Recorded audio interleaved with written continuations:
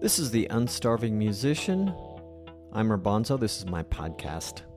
It features conversations with independent music artists and industry professionals with occasional solo episodes by yours truly. It's a glimpse into the minds of the varied guests that I encounter, all intended to help independent music artists better understand the marketing, business, and creative processes that empower us to do more of what we love: make music.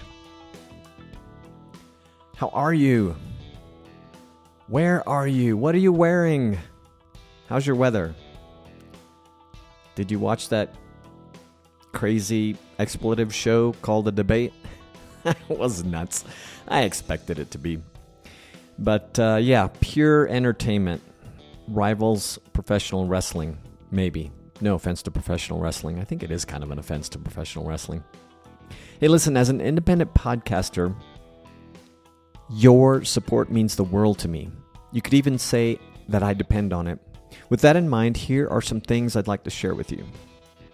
First, Liner Notes. Liner Notes is an email newsletter from yours truly in which I share some of the best knowledge, insights garnered from the many conversations featured on The Unstarving Musician.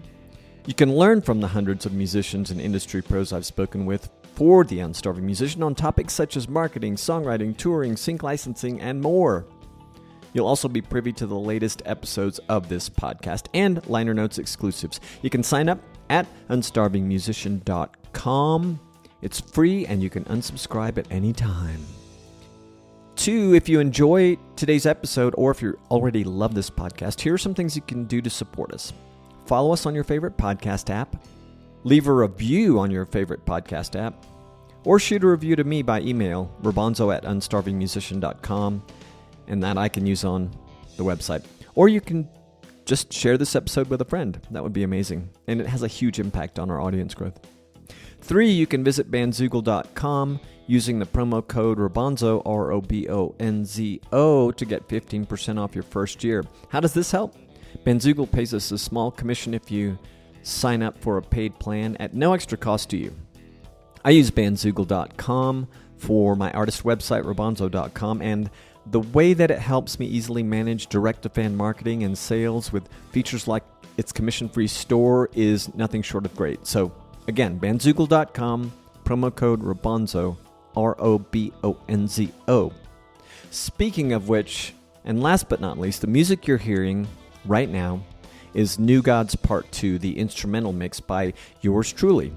You can hear, download, and or buy the full version with vocals, the actual vocal track by yours truly, at robonzo.com. And if all that was too much to remember or process, just go to the show notes for this episode at unstarvingmusician.com to find links to all of this and the stuff I'll talk about in today's episode. Little format change today. I keep doing this to you, but I'm trying to keep it interesting, right? So I'm going to have a guest host, hopefully. As I'm recording this, we're speaking tomorrow, and this episode will drop the next day. Not something I usually do, recording these things so close to drop date, but Joe Patterson is a great musician I met when I was in Panama for those 6.5 years, and we're going to talk about some good stuff. I'm going to explore a little bit of Joe's story for you. And then, as time permits, because I'm going to try and keep this a little short, as time permits, we're going to get in some things that I've been thinking about based on some recent experiences with one of the bands I play with in Querétaro that I'm hoping you will relate to. So, with that, here's hoping that, things work out as I plan. I recall that we met through a mutual acquaintance, a mutual friend, Jim Votaw, at a gig in Panama. I don't remember where. Do you remember more details than that? I think that it was actually at a rehearsal for the gig, so it would have been over at Steve, the bass player's house. What a nice place to rehearse. Exactly. And I think we played out at Manglar Lodge for Yvonne and Mafe out there, yeah. Okay. Yeah, for people who listen to this, Steve Abdu, bass player and wonderful vocalist, he lives kind of on the beach and rehearsing out on his back in his back garden with Right. ocean views is pretty phenomenal. It's hard to concentrate at times. Yeah, it's always a good time there. So let's talk first about starting out in music, which I think you did. You can tell me if I'm wrong after I shut up here, but you were a full-time player at some point in your life and did some other career things and circled back to music. And we briefly messaged each other about this idea. And yeah, just would love to hear how it went for you and what have been the rewards or challenges of doing so. It was quite a ride, still is. I started playing music and it's really all I did. I played through high school and I got out and I actually started hitchhiking with my fiddle. Ended up getting picked up by a band that needed a fiddle player. And I started playing 6 nights a week. So that got me going and I played until I was 35. And in there, went to music school and got a degree in composition and met my wife Becky up at music school and University of Idaho of all places. Hmm.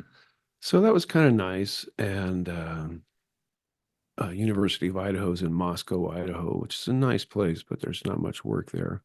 There's we used to joke, Sammy, my wife, for those of you who don't know who the heck Sammy is, she has family in Boise, and one of her cousins went to school in Moscow, and we used to call it Militia Town. Maybe it still is, I don't know, I don't think we've been there in 20 years. but wow. So was Becky going to music school, your wife? No, no, she's a English major, and then she got a minor in German. So we're going to Europe next month, and she's a pretty convenient person to have along with you through Germany for sure. That's nice. Yeah. So you play until you're 35, and then you. Well, I'd planned to keep going, and speaking of Boise, we were just going to move south and go to Boise. Uh, probably best gig in the state, and the woman that had the band was a good friend of mine, and I said, "Well, I'm done." I said, "Let's start a band," and we were all excited. So she fired her band, and I said, "Well, I got to go do this thing in Las Vegas with my family." And it was a big construction expo. And I had visited my family, so I knew kind of what they were doing with their little factory and everything. And they just said they needed help. And I was like, sure, I'll come down and help. And it ended up being a construction expo, and it went really well for me. Of course, they offered me a job that paid about 5 times what I was going to be making playing music. So that was a real tough one because I kind of screwed over a good friend uh, with her band and just took off and started working. So that I still one of the few regrets I have in my life is just that you know leaving her high and dry like that. Oh, well, hopefully she can reflect on it and think, well, maybe I would have done the same thing with that kind of money or something. We did. We talked about it later, of course. I That's mean, we were good. good friends. We didn't just not talk to each other. Her husband still doesn't like me, but that's okay.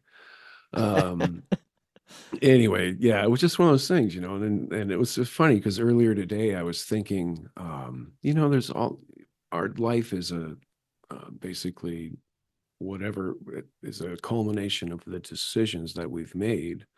And that was one of them. I could have went to Boise and played music and it'd have been the same thing, but we wouldn't be where we are here now. And so with that, I went and worked with my family and built this company up to a huge international, uh, well-respected company. And about 8 years ago, I got tired of it and I said, I'm done. And if you're not giving me my money, and I'm out of here. So um, my sister and brother bought me out, and I moved to Panama and met you. And now that I'm down here, I'm like, okay, well, I got this degree in music, and I've always loved playing music. It's what I've done, and so I'm putting it all together back again, and it's quite a challenge after 20 years of being out of it. I didn't realize that was when you. got back in. So you weren't, or were you doing some things casually for a time, or did you just say, I'm just gonna do work and maybe I'll play a little bit at home and leave it at that? Well, no, I still played as much as I could, but I was the worst band member there was because when you're in basically an executive in those kind of companies, when things happen, you got to go jump on a plane and go somewhere. So it was really hard for me to commit to gigs. And it was more of, well, if I'm in town, is it okay if I come in and sit in with you a little bit? You still do a little bit of that, don't you? I still do that anyway, but it's just it's one of those things. So you're just kind of everybody's best friend there, but not really in a band.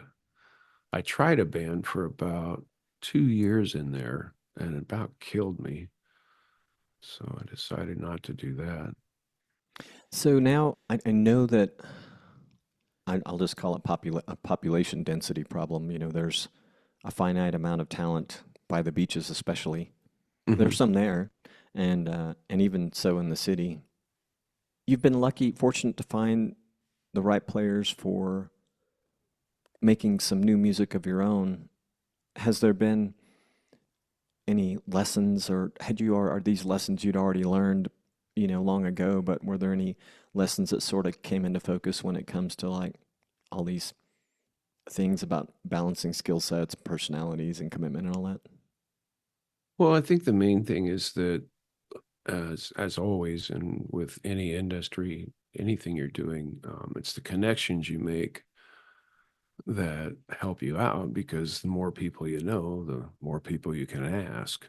And you might not know somebody, but you might know somebody who knows somebody. And so that's kind of how that works. So I was able to meet some really good musicians and through them met more.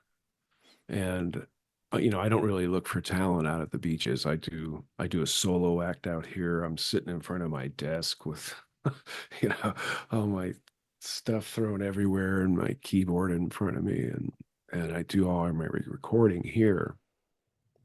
But if I'm going to record an album or some stuff that I want to really release, I'll go into the city and do it in a studio in there Yeah.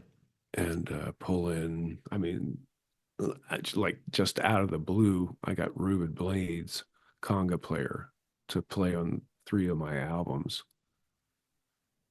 And he's a great guy, and he just comes in, doesn't speak any English, but he knows what he's doing, and he just knocks it out.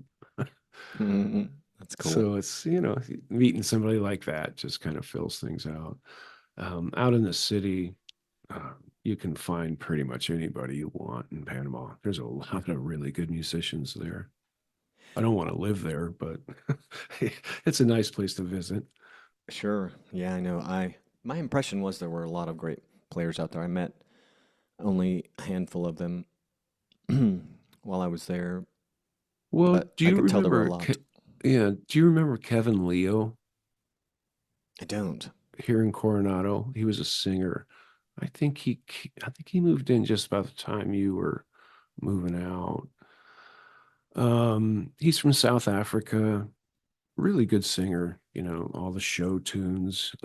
Nice. He got trained by opera, and he's been trying to make it out here for 2 or 3 years, and he just can't make it. So I just talked to him yesterday, and he said, "Yeah, I'm moving to the city," and he really needs to. Yeah, you certainly have to have I guess, the right perspective and expectations to with music and the beach life. Yeah, Right, and out on the beach, if you're a musician, you're retired already, so it doesn't really matter that much. Going out and playing some gigs is just kind of fun, but it's right, not your living. right. Yeah. Thanks, by the way, for participating in my listener reader survey recently. But You know, I try and click on all your stuff, Rob. that's nice. There's another guy I talk to fairly regularly who's been on the podcast. His name is Dean Johannesson. You'd probably like his stuff. He does a different kind of folk-ish Okay. music, but one of the things he commented on, you might have too, I don't recall, but um, was this whole challenge of that he surmised as like the one man show challenge, and just like keeping up with everything that's changing. What he's kind of been doing is like whatever he's focused on at the moment, he zeroes in on what's happening at that time. Like if it's an album release, that's where his focus is going to be. Mhm. What are the new trends or strategies or whatever? And so he lives in Florida, so he's like Mhm. gigging constantly. A lot of solo shows like you do, and then he has I think something he calls the Minutemen or something like that, like a trio that he plays with occasionally, and then he records some really fine sounding albums. But how do you what think about dealing with all the aspects of production, promotion? I mean, the creativity part, I guess that's the relatively natural part for you, hopefully. Yeah, And that part's not so problem. yeah, I mean, you're very prolific as a matter of fact, but like all these other things, how do you think about them? Well, that was the thing, because when I was playing music, I was because I play violin and piano and sing. Yeah, I was the perfect fourth man per group because there was always guitar players, bass players, and drummers.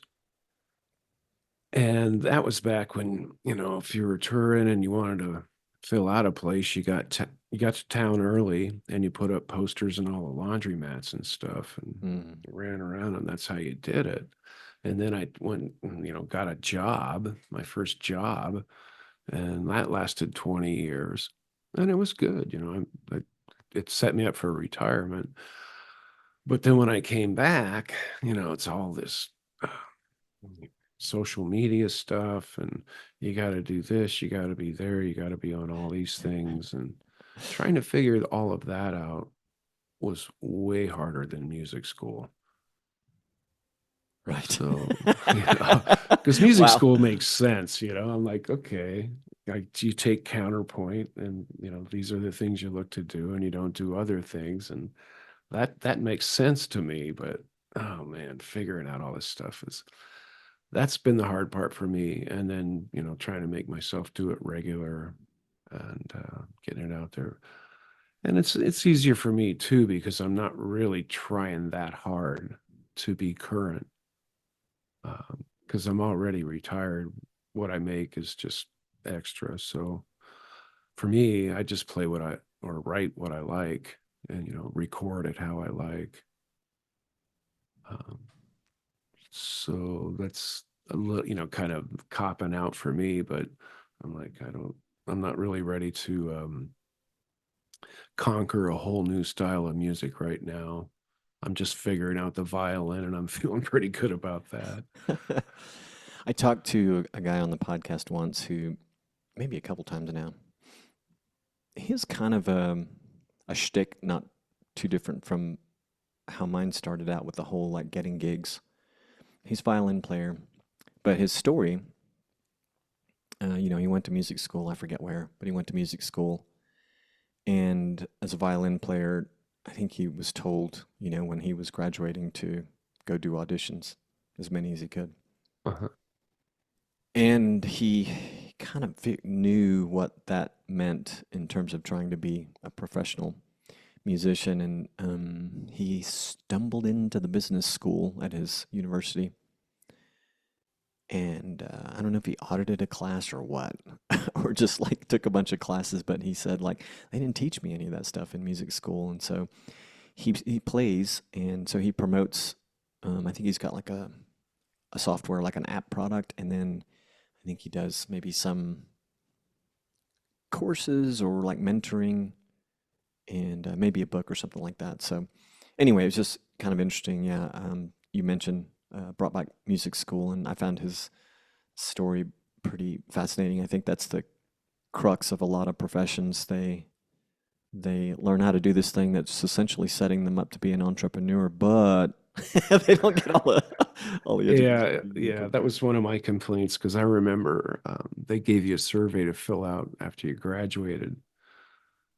And, after 6 months of being out there, granted, I was still working anyway, but I had already started a different line of work and was really busy with that. As I was driving all those miles and flying, I kept thinking, they never taught me how to get a job in music school. And I think, I don't know what it is like now, but back then that was one of the biggest complaints in a lot of the arts is that, that your professors, well, they had a job, they were a professor, and those were usually pretty good jobs too. But where else do you get work? So they never really did that. And especially my degree was in composition. So you got nothing. Right. And can you imagine now, as much as maybe some of the schools, or perhaps many of them, are trying, it just moves too fast. Um, It does, but I think that, if they had one faculty member that concentrated on, finding work and saying, here's where some of our other graduates had, hold on to them a little bit, find out where they've gone. I mean, it's a program that takes time, but it would be nice after I was there 5 years, that if you had a little better idea how to go about getting a job in the world with what you just learned. yeah, and maybe just like I think it's a complaint with medical professionals and many others too. Just some basic business principles would Yeah. help as well. Well, doctors, I have had Hmm. old doctor friends that are my age, and they just said the same thing. They're like, being a doctor was easy. I love that. That's what I liked. But boy, I tell you, get out there and trying to, you basically have to become a small business owner because you got to hire a receptionist and a nurse or two, and you got to buy all the equipment. So, and they weren't teaching them how to do that. Crazy. So you mentioned to me that you, I believe, got into a couple of sync libraries, and I want to ask if there are things in your head about sync right now that you are trying to figure out or that you wish you already knew. And I ask because I have a small archive of things on sync and some people that I've spoken with that are successful with it. And yeah, so are there things like you're trying to figure out you'd appreciate knowing more about sooner than later? And you can also just share whatever else about it that you're thinking about. Yeah, for me, it's the recording and producing because, I kind of figured I've had three careers in my life. I was music and rock and roll, and then I went to rock drills, and now I'm back in music again. So being back in music, before I did a lot of recording, but I didn't do much writing. And so there was always somebody else pushing the buttons. I just played the violin or piano or whatever. And it was easy, and I thought I was a cool cat. Now that I'm back, they've got all the computer stuff and you can do it at home. Like I said, when I was younger, that really wasn't an option. You had to go to a studio. Right. And so just learning all this stuff, like I was telling you earlier, I got this brand new Behringer X Touch, which puts knobs and dials on my DAW on the computer, basically. Huh. And so really learning how to do that, what I got a lot of feedback when I was really writing, because I've only been doing this now about a year and a half. And when I really started getting after it, like it's again, the music part's easy. So I would write string parts, and what I would get back from the libraries, they wouldn't accept it, but they would say, your parts are good, but you need to learn how to record um, digital strings. Now, So, is this, not to throw anybody under the bus, are these things that you recorded in Panama City? yeah. Oh, yeah. All this I've done here. Okay, Oh, no, no. I'm sorry. Not in the city. No, I've done that here on the beach got it. with my dog. I I got a new desk a couple weeks ago too. So I kind of splurged, got a couple of nice things, and I just pretty much get up in the mornings and take a walk on the beach or swim a little bit and have some breakfast and then sit down and start writing music. It's pretty nice life actually. Yeah, yeah. I've been to your place. It's amazing. And is your website fiddlejoe.com? Yeah, just everything's Fiddle Joe. Yeah, Um, fiddlejoe.com. I know it's a hub to everything you do, lest I forget to mention it, which I wouldn't. But um, didn't you I know help me you. when I first started that thing? I did a little refresh for you, and I think you maybe have gotten another one since. But Yeah. um, you do some live streams from your home, Hmm. and they look really cool because you have like the ocean behind you in the background, and which is all Yeah, I got a real. good view from the balcony. Yeah, so I encourage people to check it out and see what you're doing. And you've got some great photographs, which I think are worth mentioning because a lot of people who are doing a lot to try and get their career going don't have good photos. And yeah, I think people could see that, listen to your music Yeah. and all that stuff. Well, those things have never changed. I mean, you got to have good promo photos. You got to have good demos. Hmm. That stuff has never changed in hundreds of years. You know, So you're on the path to improving your home production skills for strings in particular. just everything. Learning drum patterns, how to input them. Really, of course, especially with the strings, because I know how to write for strings, so I can make some really nice stuff. And mastering, of course, Hmm. figuring out more of mastering, that's always an issue also. Yeah, yeah.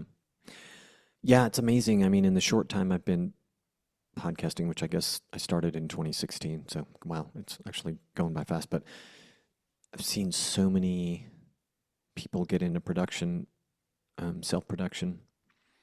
And I know, you know, it's not all of them are created equal, so to speak, but Mhm. yeah, some people are really digging in pretty heavily investing, time and education money to get it down, and it's been interesting. And yeah, what a change. I mean, I remember being young too, and there was, you couldn't do any of this stuff at home. And I remember when one of my friends got, like a DAW early on. He was in the business of, engineering, music engineering, and Mhm. the very early days of being able to record at home, and now like everyone can do it pretty easily.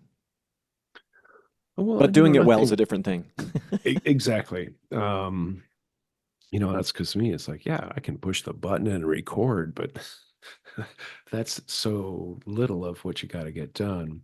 And really, I think it's nice that everybody has the ability to record because, you know, good or bad, it's nice to have that ability because there's a lot of people that don't have a lot of money but write nice music. So it's really great that they can have a way to um, do their own recordings now. Right. Yeah, the extent of apparently I'm quite the decent engineer for recording drums. And recording vocals not bad either. But yeah, like you can only do so much from there. You got to get either hire someone, which is what I did, work with Mhm. someone, or learn how to make it sound amazing. I just basically learn how to set up some mics and get a good raw sound. Yeah, there's just so many of those things because it's all the plugins too. So for me, how do you make a guitar plugin sound realistic and bass plugins and all that kind of stuff? And the other thing I've really been enjoying doing is kind of meditative music, um, because I like to ride my bike around and put the GoPro camera on my helmet, so I get all this nice video of Panama. And so I just write some music to go behind it. So that also involves really getting into your DAW and some of these other plugins that are available that have amazing sounds in them, but it takes time to learn them and figure it out. Hmm. Another hour of YouTube videos. Yeah, it's funny. I don't do this a lot, but last night Sammy was on a kind of a serious call, and I thought I'm gonna put one of these videos on that's like mountains, which she loves, and I'm sure it had some music, which um, I didn't have on there, but I was just thinking, what a great like YouTube channel. You just like riding around with your GoPro and having these awesome compositions put on there, meditative compositions. Well, check out my YouTube channel because they're all there. I have Oh, cool. I have one list that's called Watch Panama, Nice. I'm and gonna it's check it out. just me, yeah, moving around and stuff from the bike. I got a drone last year, Oh and yeah. I don't know, I crashed it a couple of times, but I'm pretty good with it. I Peeking into your got neighbor's apartments. I know what you do with that thing. right. Well, I got a good friend here that I ride bicycles with, Jose Luis. He's mid-20s, but he's a lot better at flying that thing than I am. So usually I just give it to him. But You but know, they it's say neat. that. It's Yeah, it's great. Well, even my dad, he tells me, he's like, yeah, I really like that their videos you make there, Joe. And I'm like, well, did you see that new song I released? He goes, yeah, that was good. He says, when are you going to make more of those videos? Hey man, whatever works, you know, you maybe get some income from the videos and feed the music. Yeah, That's great. it's fun. We had a lot of fun. I wrote a song. I think it's on the last album, and it's called "The Mango Massacre," and it's just a really funny song. And you know how it is. About June, the mangoes start ripening. By August, they're just rotten piles of mess on the side of the road. So last August, we Jose Luis and I got together and filmed a bunch of footage to make a video of that song, and we had the GoPro set up in slow motion, and I was driving the car over top all the mangoes and smashing them, and we had a fun day with that. That is funny. I will check that out.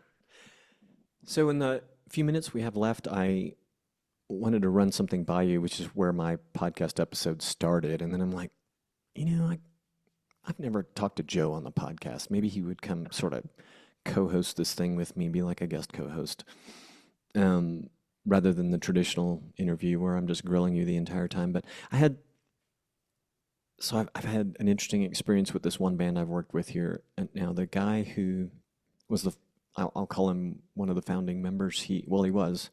Let's see, we got about, yeah, one of the founding members. He and his wife, and kind of my wife too, they were responsible for bringing me into the vibrant scene here. And, you know, I'm still like, without even trying super hard, I'm meeting, you know, a lot of great people and finding out about ones that I want to meet. But so he and his wife moved back to the States. They're a little older, and they were living in the Centro Histórico of Mhm. Querétaro. And I think for aging couples, that can be a challenge. It's kind of like living in Panama City. If you're getting up there in age, it can just physically be a challenge. It And can be a so, challenge anytime. yeah, right. So they just left, right? And Mhm. so some interesting things happened. So we hadn't been playing for a while. I took a little hiatus from playing drums. And in fact, I was contemplating just like, I'm not going to do this anymore. It's too physically demanding. I've had my fill. I want to sing. And so, so I took some time off, but I've since decided like I'm okay tiptoeing back into it, which I've done. But um, we had some months off from this band, and they weren't playing. And I said, "Hey, I knew his name's Rook. He was leaving soon. Why don't would you be interested in doing like a kind of a farewell gig at this place we always played?" And he was up for it, and the band, of course, was. Thought it was a nice send off for him and his wife. And one of the members has a vocal instructor who I'm acquainted with as well, not as well as he is, but I'd heard her sing. She's just got a great personality, and I thought I found out she was, you know, she was lamenting a little bit about like not getting enough stage time, you know, because I went out and sat in with some guys singing, and I was telling her about the things that were kind of difficult, and I'm like, I think it's just like lack of stage experience as a singer, like you know, not playing drums and just singing. And she said, "Yeah, that's the thing." I said, "Well, when are you playing next?" She goes, "I don't have anything right now." I'm like, "Well, we should fix that. Why don't you come sing with us at Rick's gig?" She knows the band, so she came.